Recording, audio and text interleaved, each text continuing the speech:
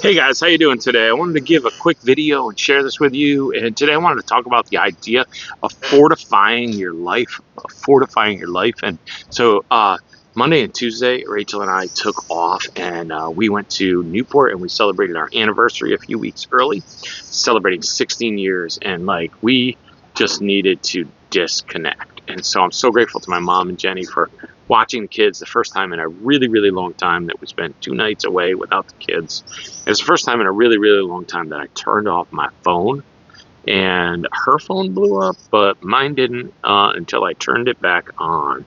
And when I turned it back on, bam, then all the messages came through. But I spent 2 days of being able to relax and just be able to rest and not worry about things, and just to be with my wife and with Rachel, which was really absolutely awesome. I'm so grateful to God for that. And sort of one of our highlights of the time away was that we went to McDonald's for breakfast on Monday, and we just sat down at a table and sat down for an hour and a half and just were unrushed, which was absolutely amazing.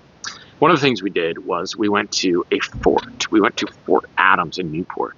Fort Adams was built because John Adams realized that it was an important port city, and previously in the 1700s it had been attacked and wiped out by the British. And he said, this is an important port city. We need to defend Newport as one of the 6 major ports on the East Coast. So they built this giant fort named Fort Adams, and it was the biggest fort in its day. 400 soldiers, cannons that could shoot a mile out and sink any ships that came its way.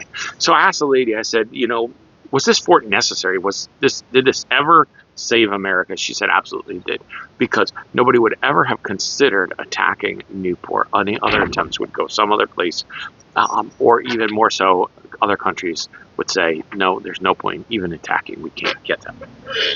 So it made me think about fortifying our lives. And then we went ahead and read in 2 Chronicles this morning in our Bible reading plan about Jehoshaphat was one of the good kings of Judah, and how it says in chapter 17, verse 12, it says he became more and more powerful and built fortresses and storage cities throughout Judah. He was one of the good kings who pursued God with all of his life. He made some mistakes, got into some military trouble later on with Ahab of Israel, and God had to rescue him from that. Other times there was many armies that came his way, and he called out as they attacked, even with his fortress. He said, God, we're powerful, the weak against the strong, and we need you to rescue us.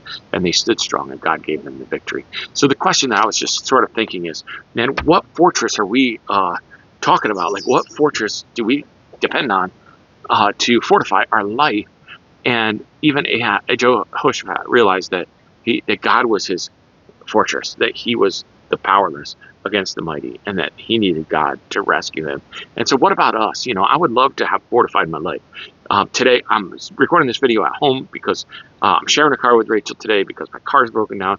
I would love to not worry about paying for car repairs. I would love to, have newer cars. I would love to not have to worry about breaking down. I would love to have to not worry about things. I would love to not have to worry about these cannons that get shot into my life. I would love to not have relational problems. I would love to not have financial problems. I would love to have everything fortified that I'm not afraid of any attack. But even if I did, I wouldn't be in a protected place. David said in Psalm 46, verse 1, God is our refuge and strength, always ready to help in times of trouble. Even Jehoshaphat realized that his fort wasn't enough. He was still the powerless against the weak. And we have to recognize that even if we build all of those powerful, fortified things into our life, that it doesn't matter. We need to let our soul be protected and our hope to be set on Jesus. So I'm really excited for that. We're coming this Sunday into our Summer of Hope. Man, I hope that you will be there on Sunday, and I'm really excited to start talking about what God is going to do this summer, the hope that he's going to bring you. So quick reminder, this Sunday's going to be awesome. Kids' Day, picnic after church. It's going to be amazing. Make sure that you're there. Kids, make sure you bring your bathing suits. It's going to be amazing. And also, where are you fortifying your life? Make sure your fortress is in heaven. God is our refuge and our strength, our ever-present help in trouble. God bless you guys.